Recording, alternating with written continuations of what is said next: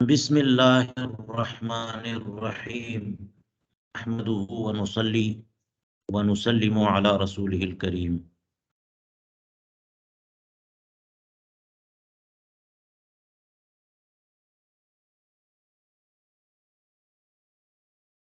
آج یہاں سے درس ہے الباب الثانی فی الحکم۔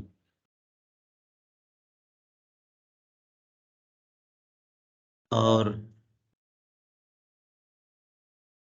اس کو دیکھیے، ملائیے تو باب اول حاکم کے متعلق ہے۔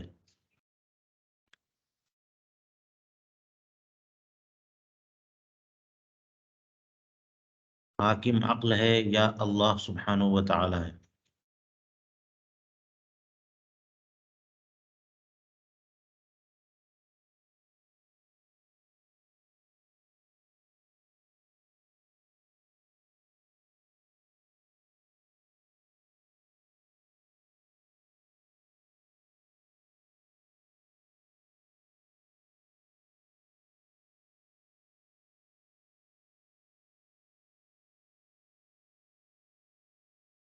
ہوں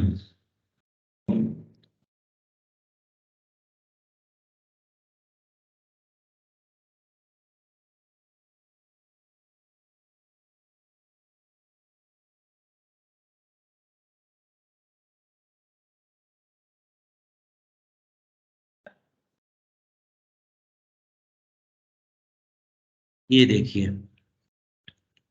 مبادی کے بعد دوسرا مقالہ احکام کے بیان میں ہے نا، وفیہا اربعۃ ابواب کہا، اور الباب الاول فی الحاکم، الباب الاول فی الحاکم، 4 ابواب ہیں مقالے ثانیہ میں، جس میں احکام کے بارے میں گفتگو ہے۔ تو پہلا باب حاکم کے بارے میں، دوسرا باب حکم کے بارے میں، تو یہ الباب الاول، اور آج آپ شروع کر رہے ہیں الباب الثانی۔ پہلا باب حاکم، تو یہ کہہ دیا لا حکم الا من اللہ تعالی، جی۔ اور اب ہم پڑھ رہے ہیں حکم، پیچھے جائیے جہاں ہم پڑھ رہے تھے، آگے یہ چلیے، فرماتے ہیں الباب الثانی فی الحکم وهو عندنا معاشر اہل السنہ۔ رکھ دیں، میں تھوڑا پڑھا لوں، بزی ہوں، اب لا کے رکھ دیں، آدھے گھنٹے کے بعد کر لوں گا نا۔ تو دوسرا باب حکم کے بارے میں، اور وہ ہمارے نزدیک، اور عندنا کہہ کر کے ہمارے نزدیک سے مراد حنفیہ نہیں ہے، بلکہ تمام اہل سنت، ماتریدیہ اور اشاعرہ بھی، اس لیے کہا معاشر اہل سنہ۔ تو حکم فرمایا خطاب اللہ المتعلق بفعل المکلف، اللہ تبارک و تعالی کا خطاب جو مکلف کے فعل سے متعلق ہو، اقتضاء او تخییرا، چاہے بطور اقتضاء ہو یا بطور تخییر۔ وعلیکم السلام، ذرا میں باہر ہوں، خیریت، تھوڑی دیر میں بات کرتا ہوں سے، اقتضاء کے طور پر ہو یا تخییر کے طور پر ہو۔ تو اس کا مطلب یہ ہوا کہ حکم اللہ تبارک و تعالیٰ کا خطاب یا خطاب الہی ہی حکم ہے، لیکن اللہ تعالیٰ کا خطاب کون سا خطاب؟ جو بندوں کے افعال سے متعلق ہو، یہ کام تمہیں کرنا ہے، یہ کام نہیں کرنا ہے، یہ کرو یہ نہ کرو، تو بندوں کے فعل سے متعلق جو خطاب ہے وہی ہے۔ اب یہاں پہ بفعل المکلف کہا، تو اس کی تشریح میں اے جنس المکلف کہا، یعنی مکلف کے فعل یعنی جنس مکلف کے فعل سے، لہذا فرمایا فلا یختص الحد بالمتعلق بکل فعل، لہذا حد خاص نہیں ہوگی ہاں ایسے خطاب کے ساتھ جو ہر مکلف کے ساتھ متعلق ہو۔ آپ دیکھ لیجئے کہ کفار بھی مکلف ہیں کہ نہیں ہیں، لیکن ایک قول پر وہ احکام کے مخاطب نہیں ہیں، ایمان کے مخاطب ہیں۔ دنیا میں جتنے انسان پائے جاتے ہیں سارے کے سارے مکلف ہیں جی، تو علاوہ یہ کہ جو مجنون پاگل ہے جب بچے ہیں تو سارے کفار بھی مکلف ہیں، مومنین بھی مکلف ہیں۔ لیکن جب انہوں نے بے فعل المکلف کہا تو کوئی سمجھ سکتا ہے کہ الف لام استغراق کا ہو تو پھر ہر مکلف کے فعل سے متعلق، حالانکہ ایک قول پر ہر مکلف سے خطاب تو ہے نہیں احکام شرعیہ کا۔ حالانکہ وہاں پر ایک قول یہ بھی ہے کہ سارے کفار جیسے ایمان کے مکلف ہیں ویسے ہی احکام شرعیہ نماز روزہ زکوٰۃ حج وغیرہ کے بھی مکلف ہیں، وہیں طور کہ انہیں پہلے ایمان لانا ہے اور پھر اس کے بعد ان احکام کی بجاوری کرنی ہے، تو مکلف ہیں وہ۔ لیکن ایک قول یہ ہے کہ وہ احکام شرعیہ کے مکلف نہیں ہیں، بس ایمان کے مکلف ہیں۔ تو خطاب جو ہے وہ جن سے مکلف کے فعل سے متعلق جو خطاب ہے وہ حکم ہے، نہ کہ ہر مکلف کے فعل سے متعلق، کیونکہ اس قول کی بنیاد پر کیونکہ بہت سارے مکلف اس سے خارج ہیں کہ ان سے مخاطب نہیں ہے، ان سے خطاب نہیں ہے۔ چلیے فرماتے ہیں وقد کان اکتفا فی بعض کلمات الاشعریہ علی ھذا، کہ اشاعرہ کے کلمات، بعض اشاعرہ کے کلمات میں اسی قدر پر اکتفا ہوا جی، اسی قدر پر اکتفا ہوا یعنی بفعل المکلف۔ تو اب وہاں پر یا پھر یہ کہہ لیجئے کہ اسی قدر پر اکتفا کیا گیا کہ خطاب اللہ المتعلق بفعل المکلف، اتنی ہی تعریف حکم کی۔ تو ان پر ایک اعتراض وارد ہوا، اور وہ اعتراض کیا ہے؟ بنحوی واللہ خلقکم وما تعملون، اس جیسی آیتوں سے، اس جیسے خطاب سے اعتراض ہوا، کیونکہ اس آیت کریمہ میں فرمایا کہ اللہ تعالیٰ نے تمہیں بھی پیدا کیا اور تمہارے اعمال کو بھی پیدا کیا، جو تم کرتے ہو تمہارا فعل و عمل، اس کا بھی خالق اللہ تعالیٰ ہے، اسے بھی پیدا اسی نے کیا۔ تو اس پر اعتراض ہوا، اور اسی اعتراض کے جواب کے لیے یہاں پر مصنف نے اقتضاءً اور تخییراً کی قید لگائی۔ کلمات اشعریہ میں اس کی قید نہیں تھی، تو دفع دخل مقدر کے لیے یہ قید لگائی۔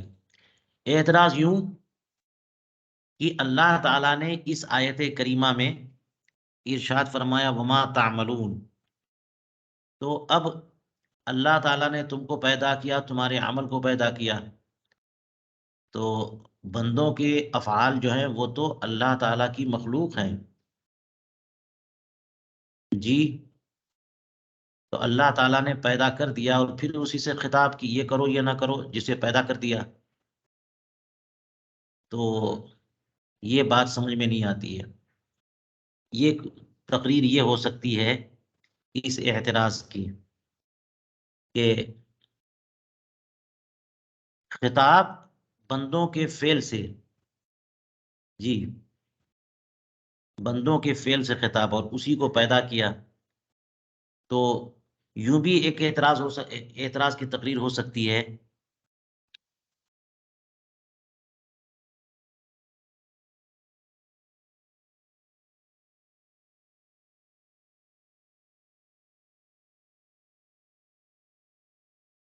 کہ اس میں کسی جہت سے حکم نہیں دیا جا رہا ہے، کوئی مفہوم ایسا نہیں پایا جا رہا ہے کہ بندوں کے عمل سے خطاب ہو رہا ہے یا بندوں سے خطاب ان کے عمل کے متعلق ہو رہا ہے۔ یہ تو خطاب ہو گیا کہ اللہ تعالیٰ نے تمہیں پیدا کیا اور تمہارے عمل کو، لیکن ان کے فعل سے متعلق خطاب ہو، یہ بات اس میں نہیں ہے۔ تو اس لیے اعتراض یہاں پر پڑا، اور اس کا جواب فصیدہ قولہ، تو اتنا اضافہ کیا گیا کہ اقتضاءً اور تخیراً یہ خطاب بندوں کے فعل سے جو متعلق ہوگا وہ اس طور پر کہ اللہ تبارک و تعالی بندوں سے تقاضا فرمائے گا کہ یہ کام کرو، یا پھر انہیں اختیار دے گا کہ چاہے یہ کام کر لو یا مت کرو، کوئی بات نہیں، اباحت کے لیے۔ اب ابتدا میں تو دونوں باتیں آ گئیں، ابتدا میں یہ کہ یہ کرو، یہ طلب فعل، یا طلب کف، مت کرو، باز آ جاؤ اس سے، ٹھیک ہے۔ اب اس کے لیے فرمایا حتمیًا اولاً، یہ ابتدائے حتمی ہو اور اولی ہو۔ اولی کا مطلب یہ ہوا کہ ایسا نہ ہو کہ ضمناً ایک بات آ گئی خبر کی شکل میں اور اس میں ضمناً حکم بھی پایا جا رہا ہے، وہ نہیں۔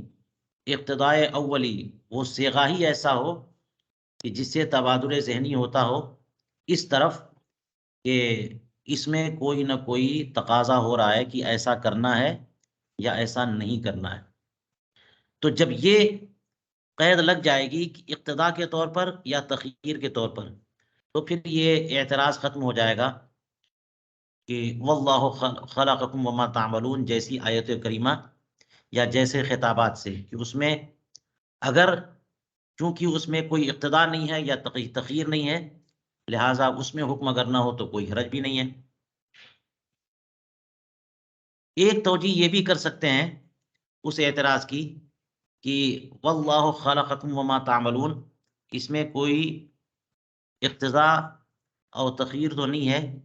ایسا بھی ہو سکتا ہے کہ اللہ تبارک و تعالیٰ نے ہمارے افعال کو بھی پیدا کیا اور اس کا پورا نظام بنایا کہ ان میں ایک چیز کو سبب بنایا، دوسرے کو مسبب بنایا، اور مسبب کو سبب سے متعلق کر دیا، تو اس میں بھی حکم ہو جاتا ہے کہ جب سبب پا لیا جائے تو پھر مسبب جو ہے وہ بھی پایا جانا چاہیے، وہ بھی من وجہ حکم ہو گیا۔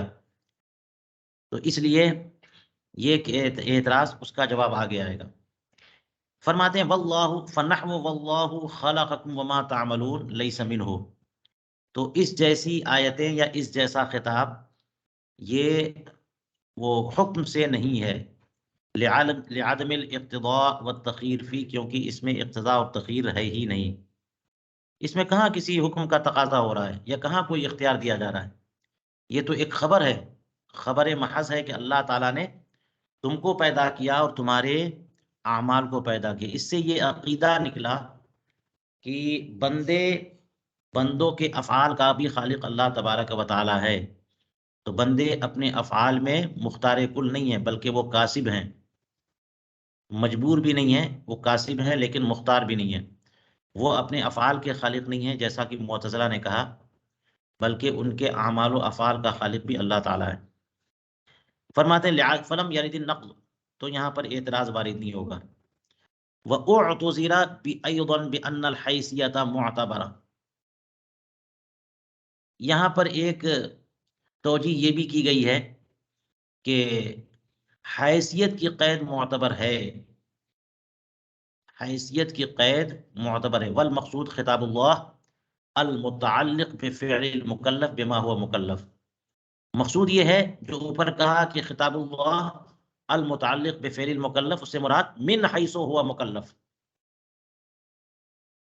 من حیث ہوا مکلف، یہ حیثیت کی قید، اسی لیے کہا کہ مقصود یہ کہ خطاب اللہ المتعلق بفعل المکلف، یہ تو تعریف ہو گئی، بما ہوا مکلف، یہ قید آپ بڑھا دیجیے، مکلف کے فعل سے متعلق جو خطاب ہو مکلف ہونے کی حیثیت سے، جی۔ اور یہ جو خطاب ہے واللہ خلقکم وما تعملون، یہ مکلف ہونے کی حیثیت سے خطاب نہیں ہے، بلکہ اس پر تو ایمان لانا ہے، یا یہ جو ہے نا خبر ہے۔ وَالْآیَةُ لَيْسَتْ مُتَعَلِّقَةً بِفِعْلِهِ بِمَا هُوَ مُكَلَّف، یہ آیت کریمہ بندے کے فعل سے متعلق نہیں ہے، مکلف ہونے کی حیثیت سے۔ چلیے کہتے ہیں کہ یہ اعتذار وافی نہیں ہے، وَهُوَ غَيْرُ وَافٍ، یہ اعتذار اور یہ جو توجیہ کی گئی ہے جواب کے طور پر، یہ کافی نہیں ہے۔ اِذْ حِينَئِذٍ تَخْرُجُ الْإِبَاحَةُ، اس لیے کہ اگر یہ فرما دیں کہ یہ حیثیت یہ غیر معتبر ہے، تو اباحت جو حکم شرعی ہے وہ بھی تو خارج ہو جائے گا، کیونکہ اباحت میں کیا ہوتا ہے؟ اباحت میں یہ ہوتا ہے کہ فلاں فعل جو ہے تمہارے لیے مباح ہے، کرو نہ کرو، وہ یہ بھی حکم شرع ہے۔ لیکن آپ مکلف ہونے کی حیثیت کا اعتبار بڑھا دیں گے، تو اس کا مطلب یہ ہوا کہ اباحت کا بھی بندہ مکلف ہے۔ اباحت کا مکلف کیا ہے؟ وہ تو مکلف معمورات کا ہوتا ہے یا منہیات کا ہوتا ہے، اباحت میں تو اوپن آزادی ہوتی ہے۔ کہتے ہیں لِأَنَّهَا غَيْرُ مُتَعَلِّقَةٍ بِفِعْلِهِ بِمَا هُوَ مُكَلَّف، کیونکہ مباح جو افعال ہوتے ہیں وہ مکلف ہونے کی حیثیت سے بندے کے فعل سے متعلق نہیں ہوتے۔ اِذْ لَا تکلیف ہے، اباحت میں کہاں تکلیف ہے؟ کہاں کہا جا رہا کہ تم یہ کام کرو؟ فتدبر، چلیے غور کریں۔ اچھا، یہاں پر یہ فرمایا کہ اقتضاءً او تخیراً، تو اس لیے وہ کلمۃ او ہا ہونا لیست للشک والابہام،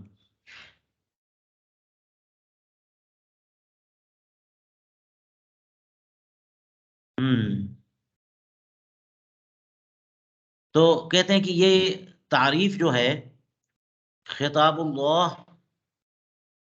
المتعلق بفعل المکلف اقتضاء او تخیراً، اس میں او، یہ کلمہ او حرف عطف ہے، یہ عام طور پر اس کا معنی اولی تو شک ہے نا، یہ ہے یا یہ ہے، تو حد میں کسی چیز کی تعریف میں شک کے الفاظ کیسے لائے جا سکتے ہیں؟ حد کا تو یقین ہونا چاہیے، حتمی الفاظ ہونے چاہیے، تو یہ شک کا کلمہ کیسے آ گیا؟ تو اسی کا جواب دے رہے ہیں کہ یہاں پہ کلمہ او جو ہے یہ شک و ابہام یا ایہام بھی پڑھ سکتے ہیں اس کو۔ شک و ابہام یا شک و ابہام کے لیے نہیں ہے، یا تو یہ ہے یا یہ ہے، پتہ نہیں یہ ہے یا وہ پتہ نہیں وہ ہے، یہ شک کے لیے نہیں ہے، بلکہ یہ یقین ہے۔ یہ او تنویع کے لیے بھی آتی ہے، ایک کلمہ او جو ہے تنویع کے لیے، یعنی اس کی دو قسمیں ہیں۔ او یعنی تنویع کا مطلب یہ ہو گیا کہ اس کو جو ہے نا یہ فعل خطاب کی اور حکم کی کئی قسمیں، وہ قسمیں بتانے کے لیے او ہے جی۔ جیسے مثال کے طور پر اگر لفظ کی تعریف کی جائے اور کہا جائے کہ جو کسی معنی موضوع پر دلالت کرے، اور تنویع کے طور پر کہا جائے کہ اس سے خبر معلوم ہو یا طلب معلوم ہو، تو وہ او شک کے لیے نہیں ہے، وہ تنویع کے لیے، کیونکہ اس میں دونوں صورتیں نکلتی ہیں، اس کی دو قسمیں لفظ کی یا اور قسمیں۔ اسی طرح سے یہاں پر حکم کی دو قسمیں بتانے کے لیے کہ یا تو اس میں طلب اور اقتضاء ہے، یا پھر یہ کہ اقتضاء نہیں ہے بلکہ اختیار دیا گیا، لہذا یہ او تعریف میں جو استعمال کیا گیا اس میں کوئی حرج نہیں ہے۔ او اگر شک اور ایہام والا شامل کرتے تو یہ بات جو ہے نا تعریف کے خلاف جاتی، فلا یضر التعریف، تو کلمہ او کا استعمال تعریف میں کوئی مضر نہیں۔ والمراد بالفعل ما ہوا، اب ایک اور بات فرماتے ہیں کہ یہ جو تعریف کی ہے حکم کی کہ خطاب اللہ المتعلق بفعل المکلف، تو یہ فعل سے کیا مراد ہے؟ فعل سے مراد افعال جوارح نہیں، افعال جوارح افعال قلب دونوں، ما ہوا اعم من فعل القلب والجوارح، فعل سے مراد وہ فعل جو دونوں کو شامل ہو، چاہے افعال قلوب میں سے ہو یا افعال جوارح میں سے، ماننا، سمجھنا، گمان کرنا، ایمان لانا، یہ سب یہ افعال قلوب میں سے، جوارح میں سے جو کام کرتا ہے بندہ جوارح سے، ہاتھ سے، پاؤں سے۔ فلا یخرج نحو وجوب الایمان، تو ایمان کے وجوب جیسے احکام جس کا تعلق ہاتھ پاؤں سے نہیں ہے بلکہ دل سے ہے، ایسے افعال کا وجوب خارج نہیں ہوگا اس تعریف سے، لہذا ایمان لانا بھی واجب اور فرض ہے۔ نعم یرد علیہ خروج نحو الاجماع حجت، ہاں یہاں پر پڑھ سکتا ہے کہ اس جیسے قواعد کا خروج لازم آتا ہے، کیونکہ اس میں تو کوئی حکم نہیں ہے، یہ تو قاعدہ ہے الاجماع حجت، اجماع حجت ہے جی، اجماع حجت ہے، ایک قاعدہ ہے، بہت سارے قواعد ہیں شریعت کے، اصول ہیں، مبانی ہیں، تو اس میں کوئی ایسا اقتضاء نہیں ہے کہ یہ کام کرو، اور یہ بھی جو ہے وہ قرآن کریم کی آیتوں سے یا حدیثوں سے یہ قواعد نکلتے ہیں۔ تو جو آپ نے تعریف کی ہے خطاب کی، حکم کی کہ اللہ تبارک و تعالیٰ کا وہ خطاب جو بندوں کے فعل سے متعلق ہو، یہ کہاں فعل سے متعلق ہے؟ یہ تو ایک قاعدہ ہے۔ تو کہہ رہے ہاں یہ اعتراض وارد ہوتا ہے کہ اس جیسے قواعد خارج ہو رہے ہیں، الا ان یقال، مگر یہ کہ کہا جائے لیس بحکم، یہ حکم نہیں، اگر خارج ہو تو خرج کیا ہے؟ حکم اگر اس تعریف سے خارج ہو تو کہیں گے کہ تعریف جامع نہیں ہے، کہ ایک حکم باہر نکلا جا رہا ہے، تعریف تو جامع ہے، سارے احکام کو شامل ہے وہ تعریف، اور الاجماع حجت یہ کوئی حکم نہیں ہے، یہ تو ایک قاعدہ ہے۔ الا اذا اول بان العمل بمقتضاه واجب، مگر یوں، یہ استثناء کے بعد پھر استثناء، مگر یوں کی تعویل کی جائے اس کی الاجماع حجت، الاجماع حجت، یہ قاعدہ ہے، ایک ضابطہ ہے، ہاں، ایک اصول شرعیہ میں سے ایک اصل شرعی ہے۔ اس کا مطلب یہ بیان کیا جائے کہ اس کے مقتضا پر عمل کرنا واجب ہے، یعنی عمل کرو، اجماع پر عمل کرو۔ تو اب دیکھیے حکم تو ہو گیا، وحینئذ صار متعلقا بفعل المکلف، اب یہ معنی کیا جائے گا تو فعل مکلف سے متعلق تو ہے، تو پھر خارج کہاں ہوا؟ تو تعریف میں، تعریف جو ہے نا وہ شامل ہو گئی اس کو بھی، کیونکہ فعل مکلف سے متعلق ہے، کہ جب کسی فعل مکلف پر اجماع ثابت ہو جائے، واقع ہو جائے، تو اس پر عمل کرنا ہے۔ جیسے مثال کے طور پر وہ آیت کریمہ، وہ بھی خطاب الہی ہے، کہ اللہ تبارک و تعالی نے ارشاد فرمایا وَمَن يُشَاقِقِ الرَّسُولِ مِن بَعْدِ مَا جَاءَهُ الْحَقُّ من بعد ما تبين له الحق ويتبع غير سبيل المؤمنين نوله ما تولى ونصله جہنم وساءت مصيرا۔ اس آیت کریمہ میں دلیل ہے کہ اجماع حجت ہے، کیونکہ اس میں فرمایا گیا کہ جو رسول سے الگ ہو اور مومنوں کے راستے کے علاوہ کسی اور راستے کی اتباع کرے، وَيَتَّبِعْ غَيْرَ سَبِيلِ الْمُؤْمِنِينَ نُوَلِّهِ مَا تَوَلَّىٰ، جس طرف وہ پھرا جا رہا ہے ہم اسی طرف اسے پھیر دیں گے اور جہنم میں جھونک دیں گے، بڑی بری قیام گاہ ہے، ٹھکانہ ہے۔ تو آپ دیکھ لیجئے اس آیت کریمہ میں خطاب جو ہے وہ اسی سے ہے، اور اس سے ثابت ہوا کہ مومنین کی راہ سے فرار اختیار کرنا یہ غلط ہے اور جہنم میں لے جانے والی چیز ہے، لہٰذا مومنین کسی بات پر اتفاق کر لیں تو وہ لازم ہے، جہنم سے بچنے کا وہ راستہ ہے، لہٰذا اجماع حجت ہے۔ امام شافعی رحمہ اللہ نے فرمایا یہی آیت کریمہ دلیل ہے کہ اجماع حجت ہے، اور وہ حدیث پاک بھی ہے کہ رسول کریم علیہ الصلوۃ والسلام نے ارشاد فرمایا کہ اللہ تعالیٰ میری امت کو کبھی بھی گمراہی پر متفق نہیں فرمائے گا، میری امت گمراہی پر متفق نہیں ہوگی، تو اس لیے جو متفق علیہ اور مجمع علیہ مسئلہ ہوگا وہ اللہ کی طرف سے ہے، وہ حجت ہے، اس کو چھوڑنا بربادی ہے، جہنم میں لے جانے والی چیز ہے، اور اس پر عمل کرنا نجات کی چیز ہے۔ چلیے، تو یہ الاجماع حجت، یہ بھی تو خطاب الہی سے ہی مستفاد ہے، تو یہ اس میں حکم ہو گیا اور فعل مکلف سے متعلق بھی ہو گیا، اس طور پر یہ شامل ہے۔ فتدبر، چلیے اب کہتے ہیں وہا ہونا ابحاث. ابھی جو تعریف کی ہے انہوں نے حکم کی کہ خطاب الہی جو فعل عباد سے متعلق ہو، کہتے ہیں ہا ہونا ابحاث. الاول، چند بحثیں یہاں پر ہیں. پہلی بحث یہ ہے کہ انہ لا ينعکس فانه یخرج منہ الاحکام الوضعیہ. یہ غور سے سمجھیں. فرماتے کہ یہ تعریف جو ہے وہ منعکس نہیں ہے. اور منعکس نہ ہونے کا مطلب یہ ہوا کہ جب جیسے عکس ہے، ایک ہوتی نقیض، اور نقیص میں تو قضیہ اگر صادق ہے تو اس کی نقیص کاذب ہے. لیکن عکس میں کیا ہے کہ بقائے صدق و کیف ہوتا ہے. اگر قضیہ موجبہ ہے اور صادق ہے تو اس کا عکس جو ہے وہی ہے جو وہ بھی صادق ہو. جی، صدق و کیف باقی ہوتا ہے اور بہت ساری چیزیں عدل بدل کر دی جاتی ہیں. منطق میں اس کی تفصیلات موجود ہیں. تو کہتے ہیں کہ یہ تعریف ایسی ہے کہ اس کی عکس نہیں ہے، حد کی عکس نہیں ہے. فَإِنَّهُ يَخْرُجُ مِنْهُ الْأَحْكَامُ الْوَضْعِيَّةُ، کیونکہ احکام وضعیہ اس سے خارج ہو جائیں گے.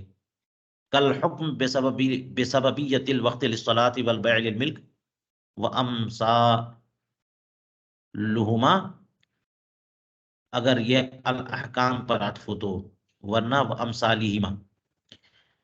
چلیے دیکھیے، احکام وضعیہ سے مراد یہ ہے کہ اس میں ڈائریکٹ اقتضا نہیں ہے، بلکہ کسی حکم کے لیے کوئی چیز رکھ دی گئی ہے بطور علت، بطور سبب، بطور شرط، کہ وہ جب وہ سبب پایا جائے تو آپ کو فلاں کام کرنا ہے، وہ شرط پائی جائے تو پھر فلاں کام آپ کو کرنا ہے. اس میں ڈائریکٹ حکم نہیں ہے کہ یہ کام کرو. جیسے مثال کے طور پر دیکھ لیجئے کہ اللہ تبارک و تعالیٰ نے نماز کا حکم تو دیا، لیکن اوقات سے متعلق فرما دیا. تو سبب وجوب صلاۃ جو ہے وہ اوقات ہیں. جب وہ وقت آئے گا نماز کا مطالبہ ہو جائے گا. جی، اسی طرح سے ملکیت کا سبب بیع ہے، کہ اگر بہت سارے اسباب ہیں ملکیت کے، اس میں سے ایک بیع ہے. تو اگر کوئی سامان کسی کو بیچے گا تو جس کو بیچے گا اس کے نتیجے میں ملکیت ثابت ہو جائے گی، یوں ہی ملکیت ثابت نہیں ہوگی. اسی جیسے بہت سارے احکام لے لیجئے کہ ڈائریکٹ کوئی اقتضا نہیں ہے، لیکن فلاں کام اگر کر لیا آپ نے اپنی مرضی سے یا ہو گیا تو اس کے بعد فلاں اثر تو پڑے گا اور فلاں کام آپ کو کرنا پڑے گا. تو ان کو کہتے ہیں احکام وضعیہ، کہ ایک کو دوسرے کے مقابل وضع کر دیا گیا کہ ایسا ہو تو پھر ایسا کرو. ڈائریکٹ خطاب جو ہے اس فعل کے کرنے سے متعلق نہیں ہوتا. تو یہ سارے کے سارے احکام وضعیہ یہ تو خارج ہو جا رہے ہیں. آپ دیکھ لیجئے جو ہے بہت سارے احکام قرآن و حدیث میں ہوتے ہیں اور ان حکم ہوتا ہے کہ یہ کام کرو اور اس کام سے بچو. لیکن احکام وضعیہ میں تو یہ نہیں ہوتا. اس میں تو یہ ہے کہ اس حکم کو فلاں سبب کے ساتھ متعلق کر دیا ہے. اب یہ ذہن میں آ گیا کہ جیسے ہی وہ سبب پایا جائے گا وہ حکم آپ کو کرنا ہے، ہمیں کہنے کی ضرورت نہیں ہے. جی، جیسے مثال کے طور پر اگر کہہ دیا جائے کہ فلاں جو ہے بندہ آئے تو تم اس کی تعظیم کرو. اب یہ کہ تعظیم کو متعلق کر دیا فلاں کے آنے پر. یہ تو اس قسم کے احکام وضعیہ ہے. تو اب ہر بار کہنے کی ضرورت نہیں ہے، خطاب کی ضرورت نہیں ہے. جب وہ آئے خود بخود حکم ہو گیا کہ آپ کو اس کا احترام کرنا ہے. اسی طرح سے نماز کا وقت ہو گیا تو نماز پڑھنی ہے. اور اگر کوئی سامان بیچ دیا تو ملکیت جو ہے نا مشتری کی ثابت ہوگی، وغیرہ وغیرہ اس جیسے. تو کہہ رہے ہیں کہ یہ تعریف جو ہے، یہ آپ نے جو حکم کی تعریف کی ہے کہ فعل عباد سے متعلق، بندوں کے فعل سے متعلق جو خطاب ہو بطور اقتضاء یا بطور تخیر. تو احکام وضعیہ میں کہاں اقتضاء یا تخیر ہے؟ اس میں تو کچھ تقاضا ہے ہی نہیں. تو یہ تو تعریف جو ہے نا اس کا عکس صادق نہیں ہے. کہ اس کا مطلب یہ ہو کہ اقتضاء اور تخیر ہو تو وہ حکم ہے، اور اقتضاء اور تخیر نہ ہو تو وہ حکم نہیں ہے. یہ عکس ہوا اور یہ عکس صادق نہیں ہے. وہ بھی صادق ہونا چاہیے. کیوں؟ اس لیے کہ یہاں پر اقتضاء بھی نہیں ہے احکام وضعیہ میں اور تخیر بھی نہیں ہے، اور پھر بھی حکم تو ہوتا ہے وہاں پہ. تو اس لیے کہنے کہ وہ تعریف صادق نہیں ہے. لہٰذا اب یہاں اس بحث میں فرمانے فَمِنْهُمْ مَنْ زَادَ فِي الْحَدِّ أَوْ وَضْعًا، تو بعض لوگوں نے حکم کی تعریف میں او وضعن کی قید لگائی، یعنی یہ کہہ لیجئے کہ بندوں کے فعل سے متعلق جو خطاب الہی ہے، اقتداءً او تخیراً او وضعاً،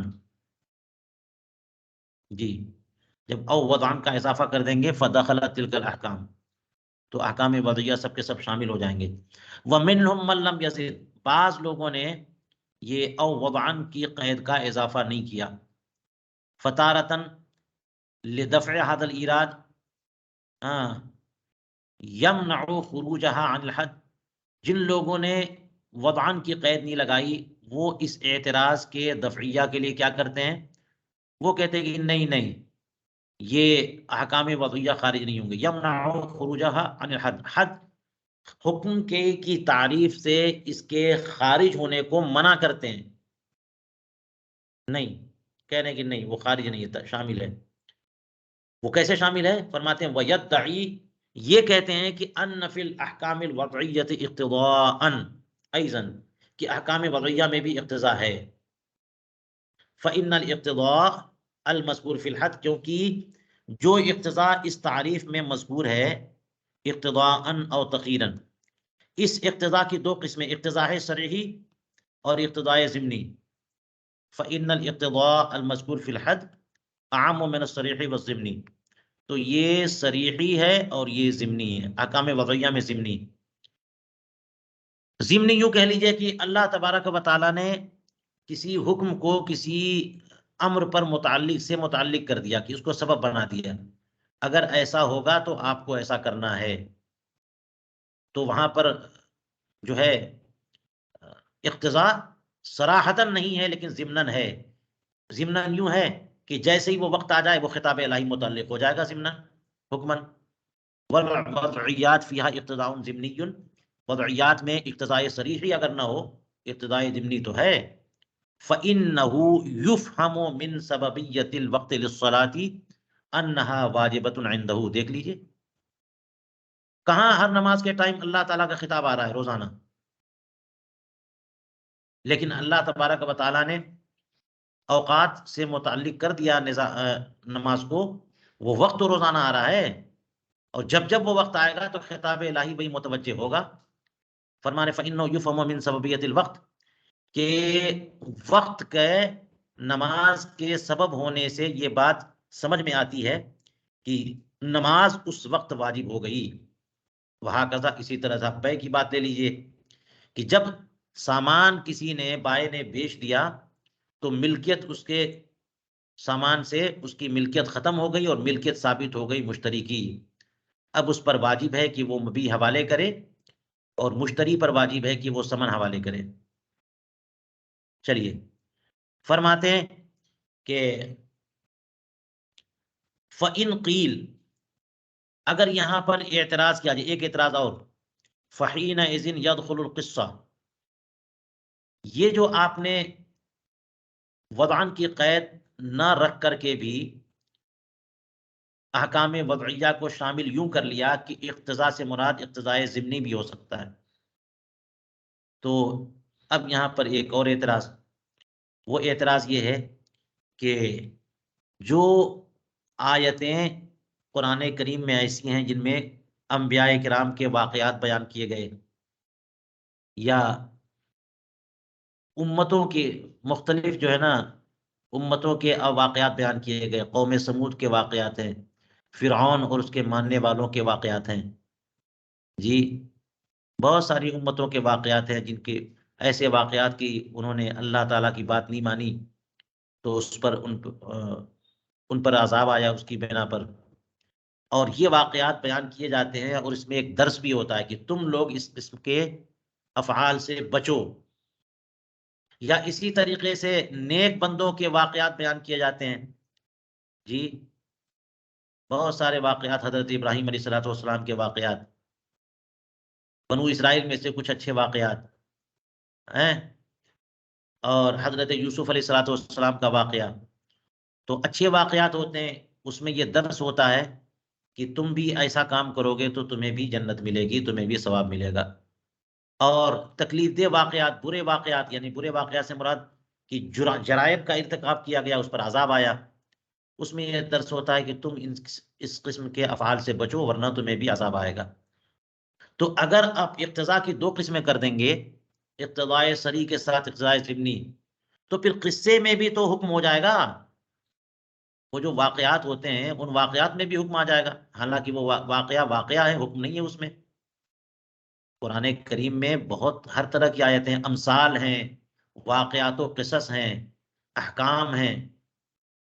تو اس طرح سے اگر آپ اقتضاء کو اقتضاء صریح اور اقتضاء ضمنی دونوں میں بانٹیں گے، اور اقتضاء ضمنی بھی ایک قسم نکالیں گے، تو پھر ساری آیتیں، وہ سارے خطابات، وہ سب کے سب جو ہے وہ حکم میں شامل ہو جائیں گے۔ یہ ایک اعتراض، فحینئذ یدخل القصہ اذ فیہ ایضا اقتضاء ضمنی، کیونکہ اس میں بھی تو اقتضاء ضمنی ہے جی۔ وہ حضرت موسیٰ علیہ السلام کے ماننے والے، وہ گائے والا واقعہ بار بار پوچھتے ہیں کہ اور کیسی گائے ہوگی، کیسی گائے ہوگی، اور قیدیں بڑھتی جاتی ہیں۔ اس میں درس نہیں ہے کہ جب ایک حکم دے دیا جائے تو بار بار پیچھے مت پڑ جاؤ، سوال مت کرو، ورنہ قیدیں اور احکام بڑھتے چلے جائیں گے۔ اسی طرح سے بہت سارے واقعات، قوم سمود کے واقعات، بنو اسرائیل کے واقعات، کہ کیسے وہ اپنے رب کے بارے میں مطالبہ کرتے تھے کہ ہم نہیں ایمان لائیں گے جب تک کہ ہمیں آپ دیکھا نہ دو، یا سامنے آیتوں کا نزول ہمیں دکھاؤ، یا یہ کام کر دو، یہ کام کر دو۔ تو اس طرح سے زبردستی کی باتیں وہ پوچھتے رہتے تھے، مانگتے رہتے تھے، مطالبے کرتے رہتے تھے، تو اس پہ بھی عذاب ان پہ آیا۔ تو اس کا مطلب یہ اس جیسے مطالبے تم نہ کرو۔ تو اقتضاء ضمنی اس میں بھی تو ہے، فَإِنَّهُ يُفْهَمُ مِنْهُ الْاجْتِنَابُ عَنْ أَمْثَالِ أَفْعَالِهِمُ السَّيِّئَةِ وَإِتْيَانِ أَمْثَالِ الْحَسَنَةِ، کہ ان قصص اور احکام میں، نہیں، قصص میں اور واقعات میں یہ بات سمجھ میں آتی ہے کہ ان جیسے برے افعال سے اجتناب کرنا ہے، اور ان جیسے اچھے اچھے افعال کی بجا آوری کرنی ہے۔ یہ ایک اعتراض کہ ضمنی احکام اور تقاضے تو ان واقعات و قصص میں بھی موجود ہیں، تو پھر تو انہیں بھی داخل حکم کرنا چاہیے۔ اجابہ، تو اب مصنف نے جواب دیا، فرمایا والقصۃ من حیث ہی قصہ لا اقتضاء فیہا، قصہ ہونے کی حیثیت سے کوئی اقتضا نہیں رکھتا، اس میں کوئی اقتضا نہیں ہے۔ فإنها بهذا الاعتبار اخبار محض، وہ تو محض ایک خبر ہے نا، ایک واقعے کا بیان ہے۔ فلا تدخلوا، تو پھر وہ قصہ جو حکم میں داخل نہیں ہوگا، خارج ہو۔ وإما باعتبار انها يفهم منها ایجاب وحرمت، اور اس جہت سے اگر آپ دیکھیے کہ قصص اور واقعات میں بھی جو ہے وہ ایجاب اور حرمت سمجھ میں آتی ہے، اچھی باتیں ہیں، تو یہ سمجھ میں آتا ہے کہ وہ کام کرنا چاہیے، ضروری کرنا چاہیے، ضروری ہو۔ اور اگر بری بات ہے جس پر لعنت ہوئی یا ملامت ہوئی یا پھر عذاب آیا، گرفت ہوئی، تو اس کا مطلب یہ کہ اس سے بچنا چاہیے، وہ حرام ہے۔ تو ان واقعات و قصص سے جو ایجاب و حرمت مستفاد ہے، ہاں، وہ نظراً الی ان شرائع من قبلنا حجت واجبۃ العمل، وہ اس اعتبار سے نہیں ہے کہ اس میں جو ہے اقتضا موجود ہے صراحتاً، نہ صحیح ضمناً، بلکہ جو کچھ حکم سمجھ میں آ رہا ہے وہ اس طرف نظر کرتے ہوئے، اس جہت سے کہ ہم سے پہلے کی شریعتیں اگر ان سے ممانعت نہ ہو تو وہ بھی ہمارے اوپر واجب العمل ہیں، ہمارے اوپر جو ہے نا وہ حجت ہیں۔ فحکم داخل فی الحکم، اس جہت سے اگر دیکھا جائے تو پھر حکم میں داخل ہے، یہ بھی حکم میں داخل ہے، قصص اور واقعات بھی۔ وفی نظر، یہ بات پھر محل نظر ہو گئی۔ فإنه ان اريد بالاقتضاء الضمنی الدلالة على الاقتضاء ولو التزاما، کہہ رہے ہیں کہ اگر اقتضاء ضمنی سے مراد یہ ہو کہ اقتضاء پر دلالت، یعنی وہ بیان، وہ کلمات جو آیت کریمہ میں ہیں، وہ کلمات ضمناً دلالت کر رہے ہیں اقتضاء پر، ولو التزاما، اگر یہ دلالت التزامی ہو، فعدم کون القصۃ دالۃ علیہ غیر ظاہر، تو قصہ اور واقعہ جو ہے وہ اقتضا پر دلالت نہیں کرتا، یہ ظاہر نہیں ہے، بلکہ التزامی دلالت تو ہوتی ہی ہے۔ اس یفہم من الالفاظ، کیونکہ اقتضا تو الفاظ سے سمجھ میں آتا ہے۔